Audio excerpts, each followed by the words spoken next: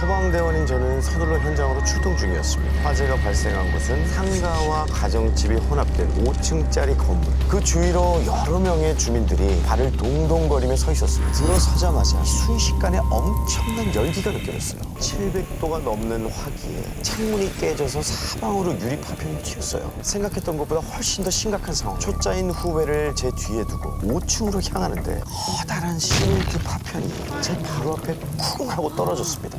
놀라서 위를 올려다보자 천장이 있어야 할 자리가 뚫렸고 천장과 벽을 타고 점점 더 균열과 진동이 강하게 느껴졌어요. 순간 저는 직감했습니다. 건물이 곧 무너질 거라는 사실을. 당장 나가! 야, 다 철수해!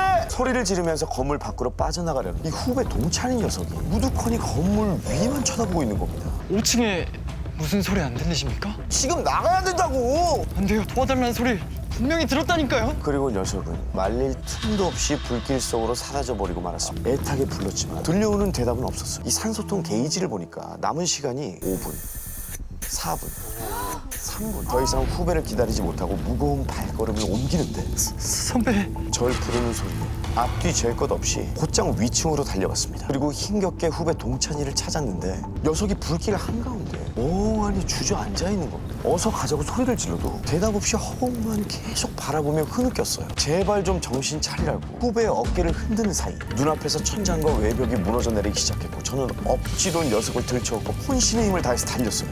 그렇게 겨우 건물 밖으로 빠져나왔어요. 바로 5층 건물이 무너져 내렸습니다. 너 내가 얼마나 걱정한 줄 알아? 네 목숨은 뭐 100개라도 되냐? 그런데 이번에도 후배는 아무 말 없이 온몸을 파르르 떨기만 했습니다. 불안한 듯 손톱을 마구 물어뜯는데 너 왜 그래? 안에 사람이 있었어요. 사람이 있었단 말만 되풀이하는. 아까는 설령 사람이 안에 있었다고 해도 도저히 구조할 수가 없는 상황이었거든요. 저는 너무 자책하지 말라고 녀석의 어깨를 다독여줬어요. 하지만 후배를 괴롭히고 있는 건 죄책감이 아니었습니다. 건물이 무너지는 괴감 속에서 저는 분명히 들었어요.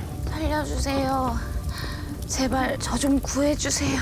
희미한 목소리에 귀를 기울이며 건물 잔해들을 피해 걸어가다 보니 5층 구석에 작은 방이 보이더라고요. 그런데 아무리 당겨도 문이 열리질 않는 거예요. 문을 칭칭 감고 있는 쇠사슬 때문에요. 다급히 도끼를 들어 문을 향해 내리쳤어요. 문이 열리자마자 괜찮으세요? 하지만 검은 연기 때문에 앞이 잘 안 보이더라고요. 이리저리 안쪽을 비춰보다가 절 부르던 목소리에 주인공과 눈이 딱 마주쳤어요. 그 여자 모습이 어땠는지 아세요?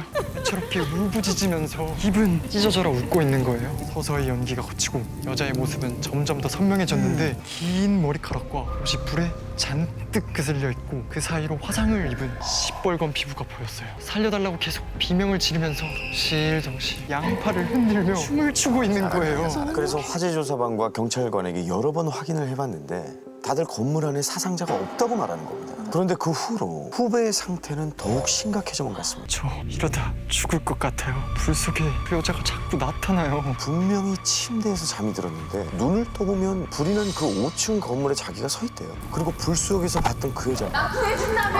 구해준다며! 후배 주위를 빙글빙글 돌면서 악에 바친 저주를 퍼붓는다고 했어요.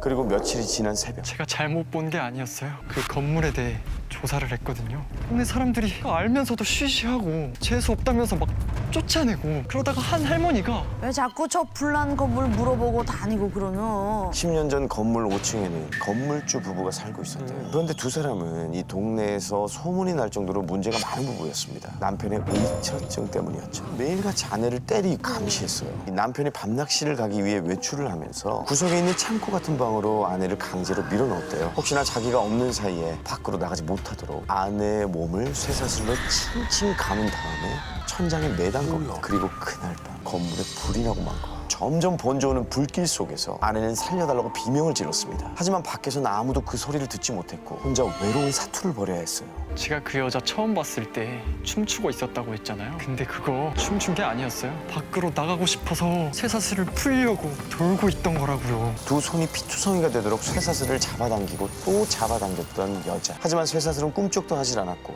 어떻게든 살아보기 위해서 몸이 묶인 반대 방향으로 빙글빙글 돌기 시작했던 겁니다. 방에서 한 걸음도 벗어나지 못한 채 여자는 그대로 불에 타 죽고 만 거죠.